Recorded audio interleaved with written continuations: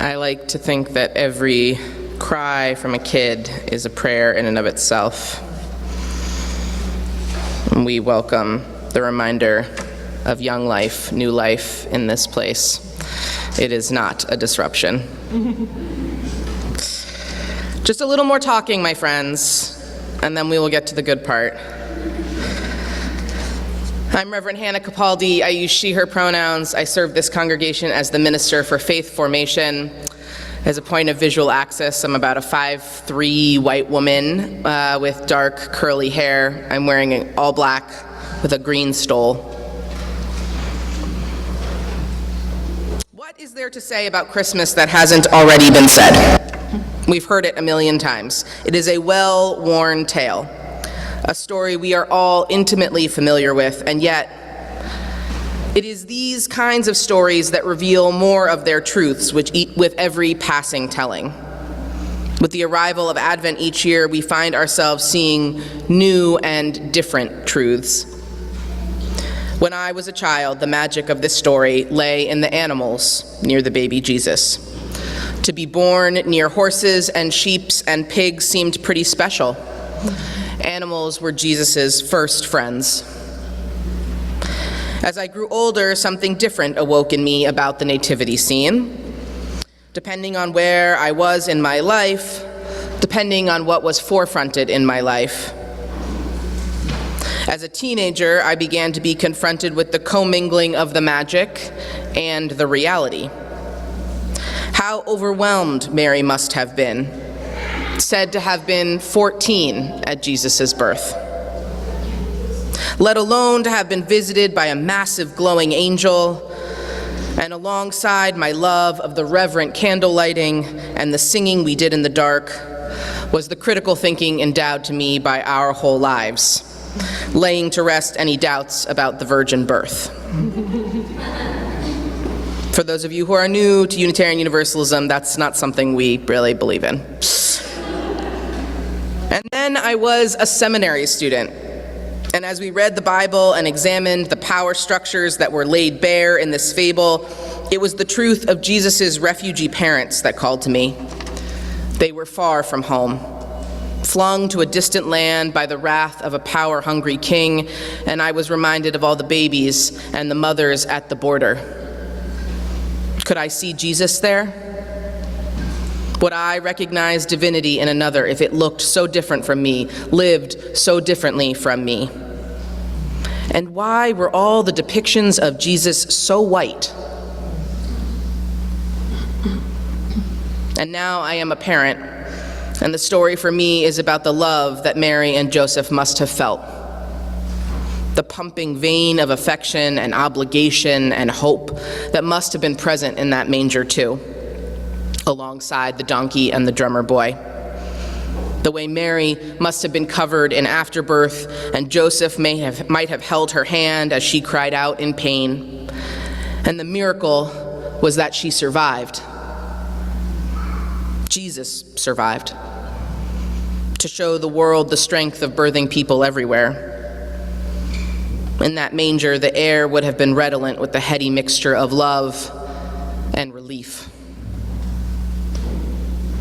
With each year that we build this tableau of a nativity scene, each year that we recount the birth of a child, the choir of angels, the eye-popping brilliance of a star, each year, what is called forth in your life? What resonates with you this year, this day, when you hear it again as if for the first time?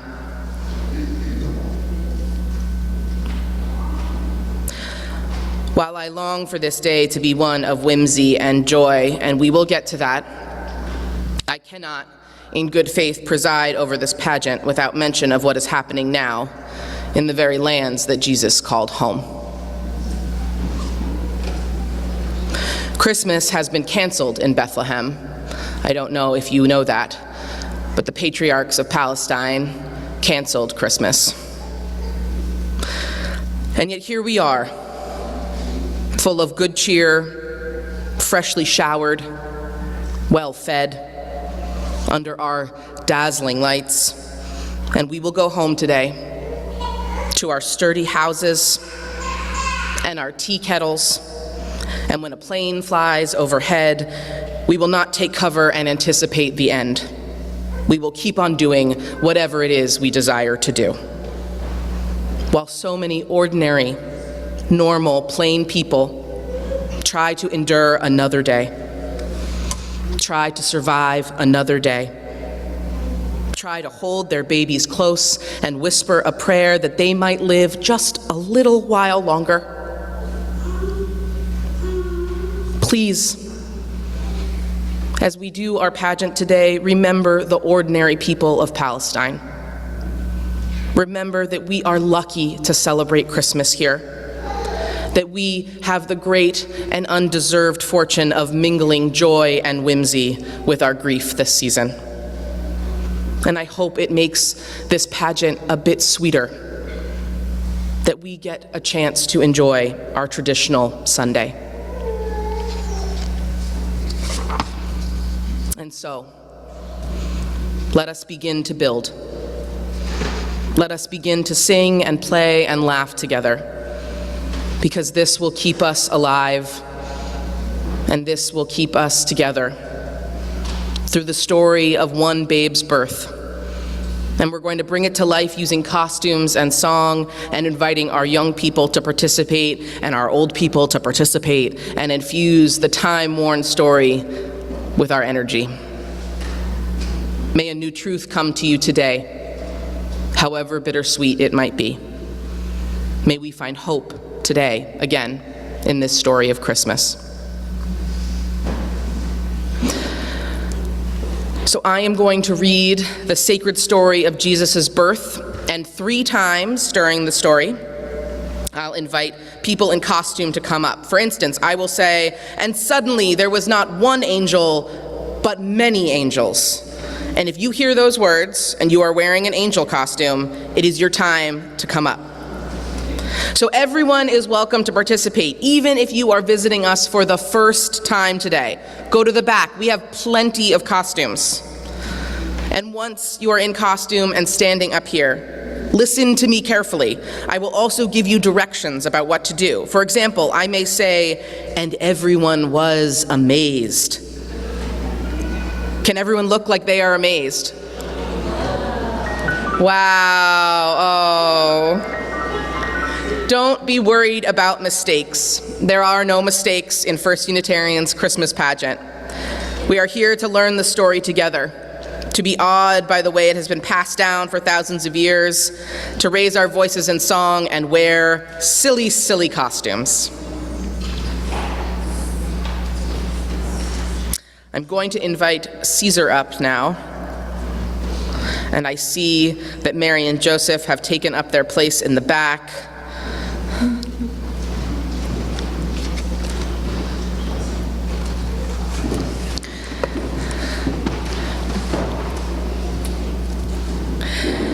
Okay. Long, long ago, in a faraway land, the fierce and strong armies of Rome conquered the world, and the Emperor Caesar Augustus commanded, "As Caesar your ruler, this I now proclaim. All people on earth must report by your name. Go to your home city, the place of your birth, and register there both your title and worth. You must pay taxes, these funds I deserve. As my loyal subjects, it is me you shall serve. I care not for those who travel afar. You must obey my law, whoever you are." Thank you, Caesar. That was the law. For some people, returning to the city where they were born meant a very long journey. So Joseph and his wife Mary had to go from the city of Nazareth, where they lived, to the city of Bethlehem, where Joseph was born, a journey of 4 days. Joseph was worried about Mary taking this trip, as she was going to have a baby very soon. But Mary wanted to be with her husband for the birth of their first child. So as they set off on their journey on a dark night, on a path lit only by stars, where are our stars? If you are wearing a star costume, can you line up along this aisle here where Harmony is? So that you can light the way for Mary and Joseph. Line up along the aisle there, yep.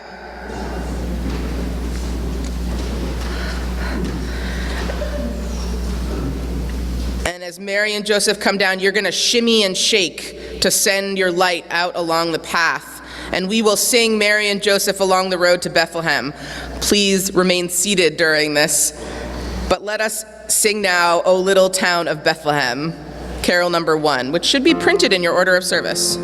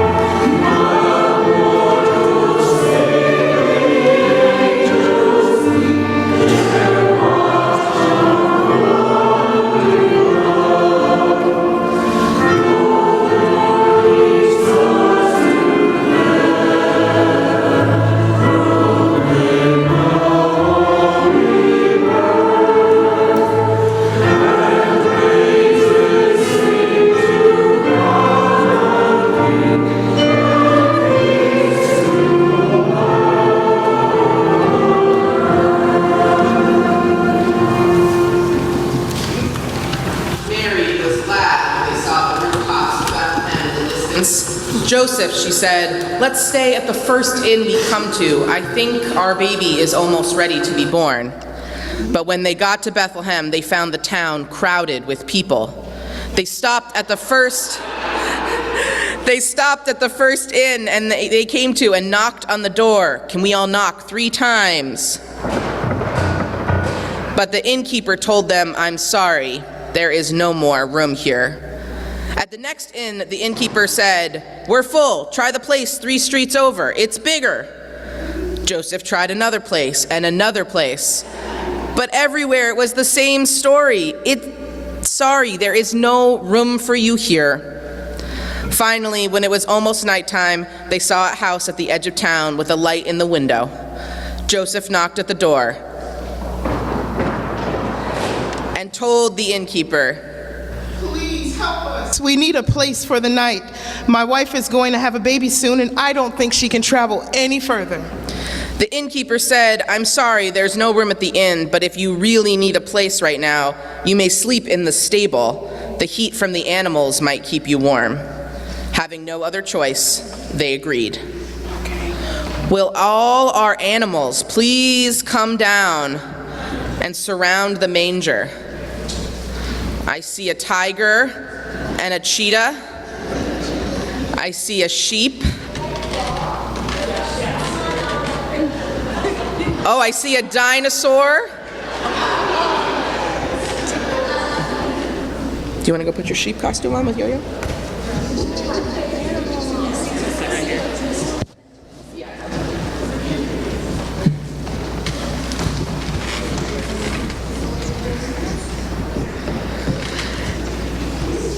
All the animals welcomed Mary and Joseph into the stable.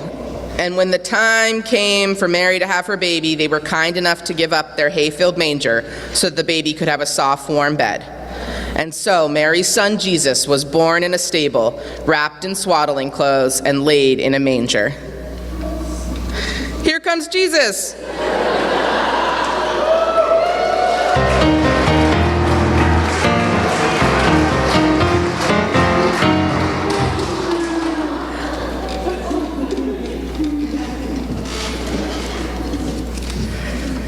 And so the story goes that Jesus slept soundly in the manger, surrounded by his mother and his father and the animals. So now let us sing our second carol, Away in the Manger.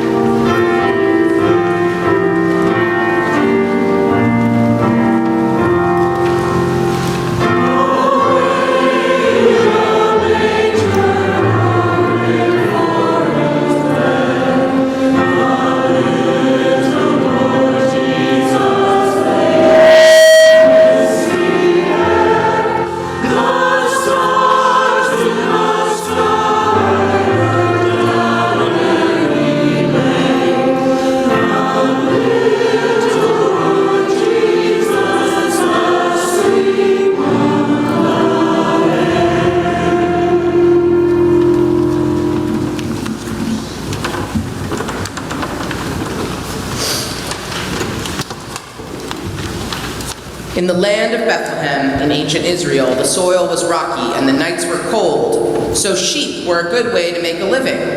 There were so many sheep and shepherds out that night, living off the land, staring into the starry sky.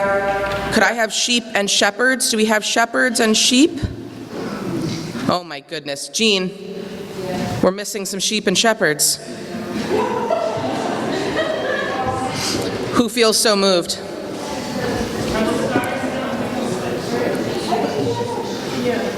Oh, we have sheep. Okay, we have sheep. There you. The sheep came early. So there were some shepherds and sheep up in the sky, out in the fields. Oh, there we go. Yay.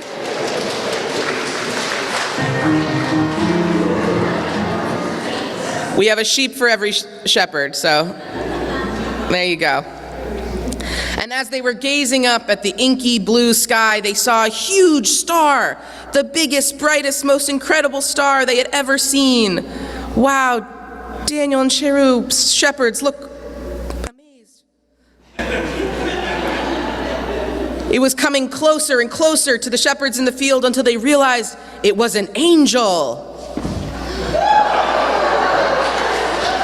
The angel was truly magnificent, and the angel said to them, "Fear not, for I bring you tidings of great joy for all people. On this day in Bethlehem there is born a child, which is Jesus the Messiah. You will find the babe wrapped in swaddling clothes and lying in a manger." And suddenly there was not just one angel, but many angels. Can all the angels come up and gather around the shepherds, and we will sing, "Hark the herald angels sing." Oh, so many angels.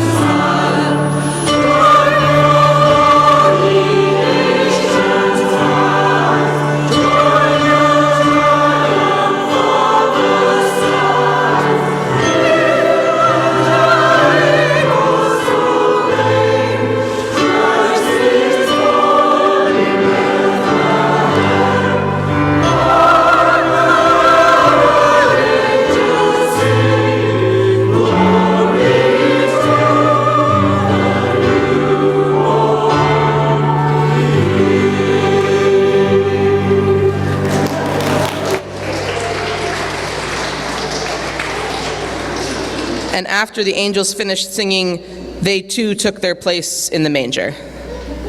You can take a seat if you want. Either in the setting the scene, you can stay. Sylvie, stay up. It'll be cute.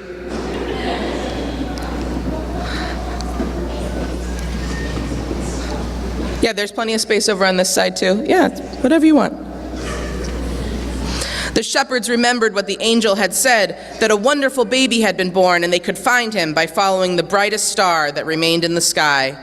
The shepherds said to one another, "Let us go now to Bethlehem and see the thing that has happened." And so the shepherds hurried off to the stable and found Mary and Joseph and the babe lying in the manger, just as the angel said. When the shepherds discovered the baby, they told a few people, who told a few people, who told a few people, and the story spread of the miraculous angel that had appeared in the night sky, telling of a beautiful baby, born to bring peace to the world, lying in a manger. And now we will hear "Go Tell It on the Mountain."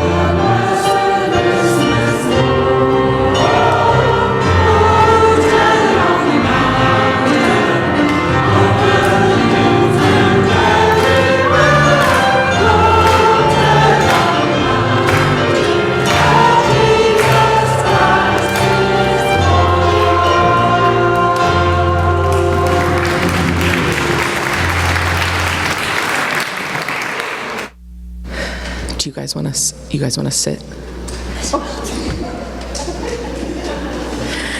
Now remember that big star in the sky? The shepherds were not the only ones who saw it. There were some very wise people, known as the Magi. They saw it too. Their wisdom had been passed down for generations, a prophecy that said a very important person, the Messiah, would one day be born in Bethlehem. So, when they saw the star, they immediately remembered the story and decided to follow it to Bethlehem. Can I have our wise men come up? I've got 2 wise in years and 2 wise in other ways.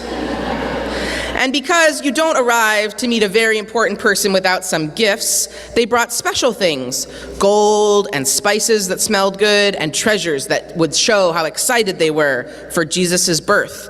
Do you want to put those right in front of the baby?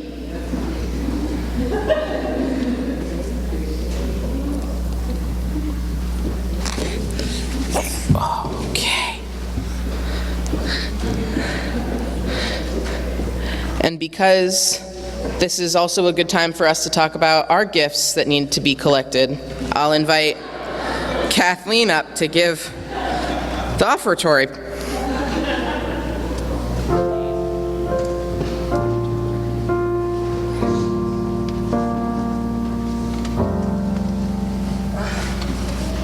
Magi, you can sit. You don't need to stand. Get comfortable.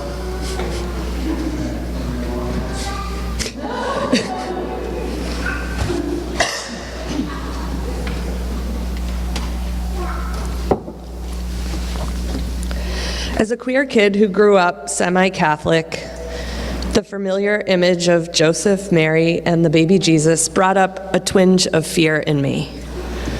This heterosexual couple reflected the same image of a normal family that inundated me in books, on TV, and in my suburban community.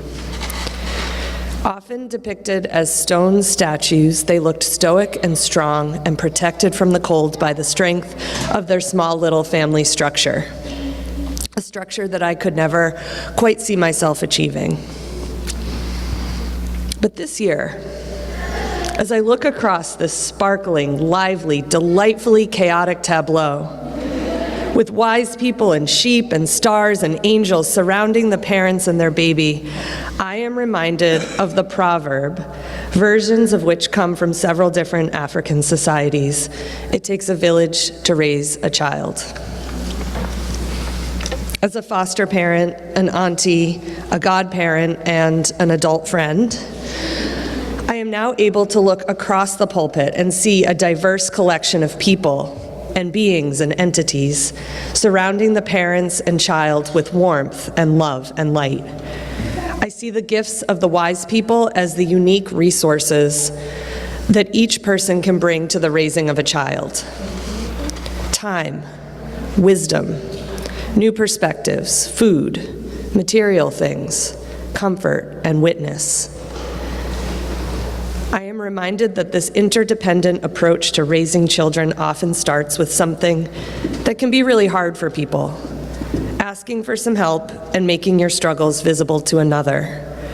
How vulnerable Mary and Joseph must have felt when they had to raise their fists to knock at the inn. If you, like me, have received love and support from this community when you needed it most, I invite you to give generously to First Unitarian. To give by text 215-709-5095 with the dollar amount that you'd like to contribute and follow the prompts. You can find more information in the chat or by using the QR code in your order of service.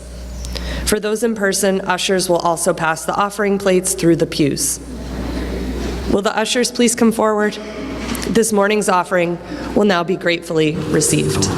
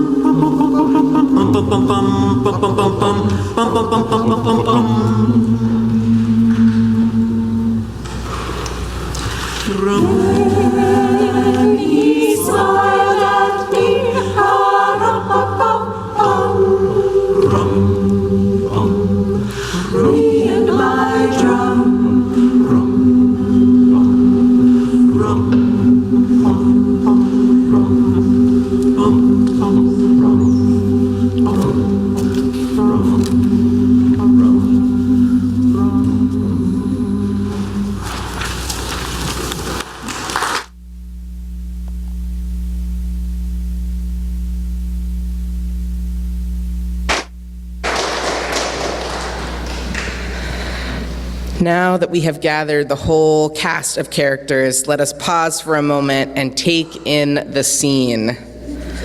This is a special night with stars and angels and shepherds, people of wisdom and many, many animals, both extinct and around. There is great joy in the reenactment of ancient traditions that celebrate new life, new hope, and new possibilities for a different world. This Christmas story is about one special baby, but this baby isn't the only special one. Let us be reminded that every child is a treasure, a wonder, and a miracle in and of themselves. And as they grow, they are always and forever a treasure, a wonder, and a miracle. Let us join now in joy to the world.